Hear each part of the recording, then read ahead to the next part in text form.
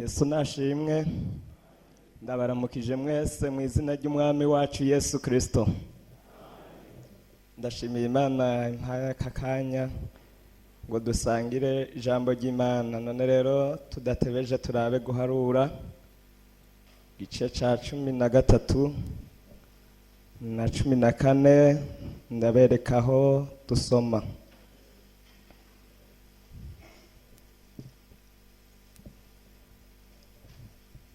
Dusome igice ca 13 umurongo wa mbere. Dusome.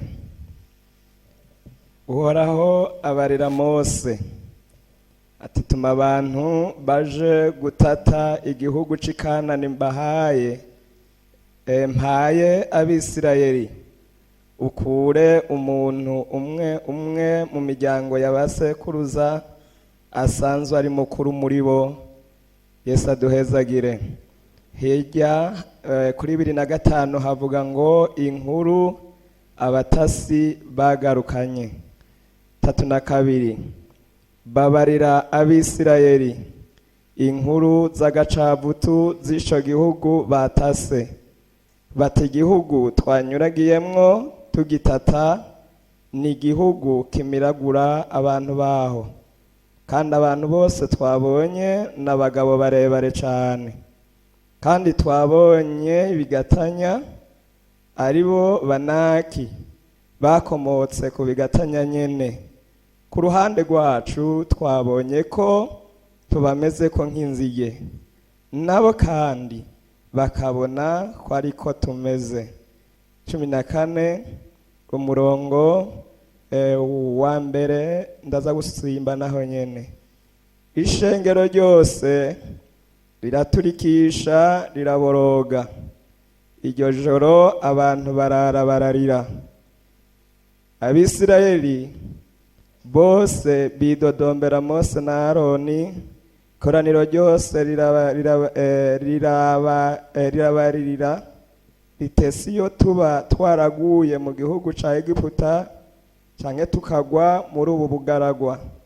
Mbega Uhoraho atujanira iki muri ico gihugu kwicigwayo n'inkota? Abagore bacu n'ibibondo vyacu bakazoba abanyagano. None iciza suko twosubira muri Egiputa? Baravugana batenda twitoranirize uwo kutugaba twisubirire muri Egiputa. Umurongo w'8 Uhoraho reka nshishikare ku murongo wa 6. Yosuwa mwene Nuni na Kalebu mwene Yefuni bari mu gitigiri c'abagiye gutata ico gihugu, bitantamurira ku impuzu zabo, babarira ishengero ryose ry'Abisirayeli bati igihugu twanyuragiyemwo tugitata ni igihugu ciza c'agahebuza. Uhoraho namba tumuhimbaye azotujana muri ico gihugu akiduhe, kandi ni igihugu gitemba amata n'ubuki. Yesu aduhezagire. N'aya majambo dusomye mfise ijambo nyamukuru mu mutima wanje rivuga ngo Uhoraho namba tumuhimbaye azotujana muri ico gihugu. Yesu aduhezagire. Nibi bihe mu bihe bikuru bigoye ishengero ry'Abisirayeli ryaciyemwo, niki gihe naco carabayemwo. Ni igihe Imana yashimye kurungika abatasi mu gihugu Imana yari ihaye Abisirayeli.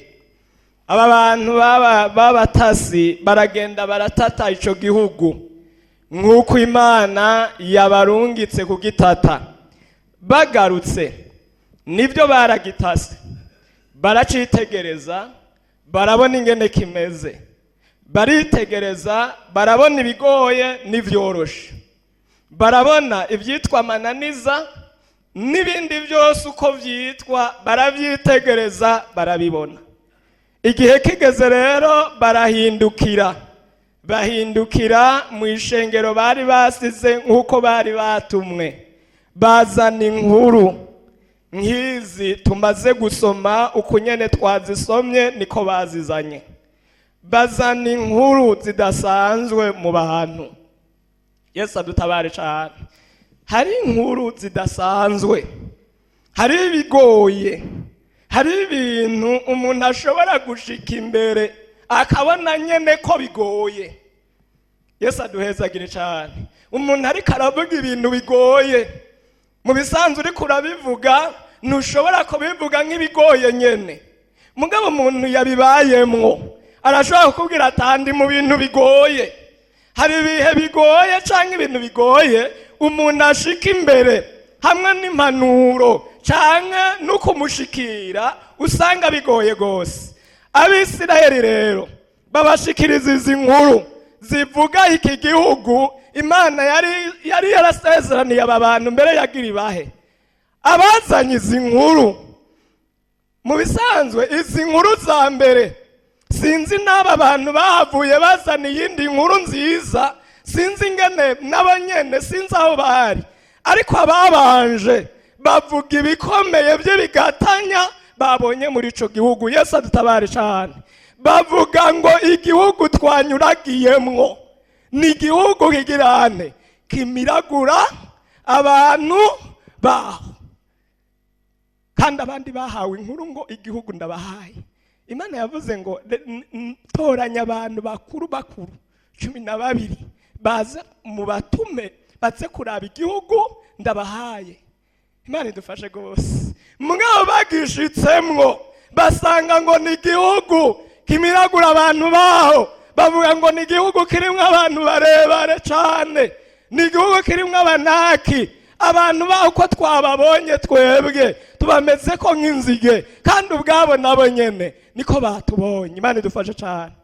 Izo nkuru zimaze gushika mu bantu, nta kintu na kimwe bagize, umuntu wese acaje ahantu ararira. Yesu adutabare gose. Kurira birabaho, baca baja ahantu bararira, kandi ntibari birijije. Wombaza uti none barijijwe n'iki? Ariko ico mbona nuko aya makuru n'ahantu yabasanze barumva bati turapfuye, turaheze. N'ayandi makuru, umugabo aricara ararira, umwana aricara ararira, umugore aricara ararira. Mbere Bibiliya kiravuga muri iryo koraniro ryose ngo Mose na Aroni n'abanyene baca n'abanyene barambarara hasi. Yosuwa na Kaleba babibonye mwemu yera bamanukiramwo, bavuga bavugishijwe, bavuga ijambo rivuga ngo Uhoraho namba tumuhimbaye azoduha kwinjira muri ico gihugu. Yesu nashimwe cyane. Niri jambo bise kuri uyu mugoroba. Sinzi ariko yaguhamagaye namba tuyihimbaye izoduha kwinjira muri ico gihugu.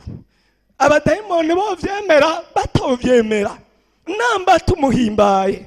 Numvise mu mutima dufise igikorwa kimwe, namba dupfa, namba dukira, namba bwira, namba buca, namba imisozi isenyuka, namba amabarabara bomoka, niri jambo rivuga ngo Uhoraho namba tumuhimbaye bitebe bitebuke azoduha kwinjira ico gihugu. Na igihugu cocura umwiza guhera mu gitondo amasaha 28 agakwira. Ijambo ni rimwe, Uhoraho namba tumuhimbaye azoduha kwinjira ico gihugu.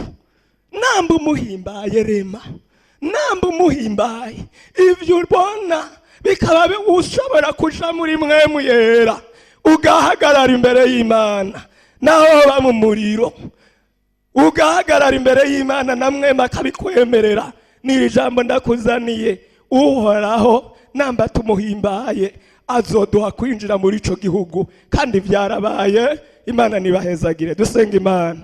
Turagushimiye. Haleluya. Urakoze Mana, uri nyene inganji, uri mu bantu bawe, nta kikunanira, nta na kimwe, nta na kimwe, nta na kimwe bigoye twebwe, bigoye umwana w'umuntu. Amarira ari mu bantu, ariko wewe uri Imana. Niri jambo duhaye Mana, tabara umuntu wese aguhimbare, tabara umuntu wese aguhimbare muri ibi nyene, aha nyene tugeze, izi ntambara izi nyene, aho umuntu ageze ahanze amaso ibisika bitabomoka mbere vyitwa Yeriko. Aka kanya ubakira ijambo rivuga ngo guhimbara Imana. Umuntu wese umuhe kuguhimbara, umuntu wese umweze, umwitondere, umuhingure, aguhimbare, ibisigaye uzodutabara. Turagushimiye, ni mu izina ry'umwami wacu Yesu Kristo dusavye, amena. Yesu abahezagira.